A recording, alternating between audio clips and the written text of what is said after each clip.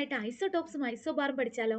ഇവർ മൂന്ന് പേരും ഒരുപോലെ ഇരിക്കുന്നു അല്ലേ? ഇവരെ നമുക്ക് ഹൈഡ്രജൻ ആയിട്ട് കൺസിഡർ ചെയ്യാം. അപ്പൊ നമുക്ക് ഹൈഡ്രജന്റെ സ്ട്രക്ചർ നോക്കാം.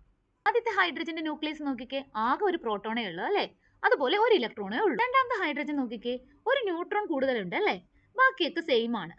എന്നാൽ മൂന്നാമത്തേതോ, 2 ന്യൂട്രോൺസ് ഉണ്ട്. ഇതിൽ നിന്ന് എന്ത് മനസ്സിലായി? 3 ഹൈഡ്രജനിലും പ്രോട്ടോണുകളുടെ എണ്ണം സെയിം ആണല്ലേ? ന്യൂട്രോണുകളുടെ എണ്ണത്തിലാണ് വ്യത്യാസം. പ്രോട്ടോണുകളുടെ എണ്ണം സെയിം ആണെന്ന് പറഞ്ഞാൽ അവിടെ എന്താണ് സെയിം? അതെ, ആറ്റോമിക് നമ്പർ സെയിം ആണ്. എന്നാൽ മാസ് നമ്പർ സെയിം ആണോ? അല്ല. കാരണം എന്താണ്? അവിടെ ന്യൂട്രോണുകളുടെ എണ്ണം ഡിഫറെന്റ് ആണ്, അതുകൊണ്ട്. അപ്പൊ ഐസോടോപ്പ് എന്ന് പറഞ്ഞാൽ സെയിം ആറ്റോമിക് നമ്പർ എന്നാൽ different mass number.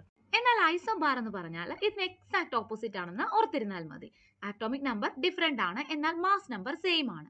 Atomic number different ആകുമ്പോൾ ആൾക്കാർ മാറും അല്ലേ? നോക്കിക്കേ, ഈ 3 ബോളും സെയിം മാസ് ആണ്. എന്നാൽ നമ്മൾ സെയിം ഗെയിമിനാണോ യൂസ് ചെയ്യുന്നത്? അപ്പൊ ഐസോബാർ എന്ന് പറഞ്ഞാൽ atom of different element with same mass number but different atomic number.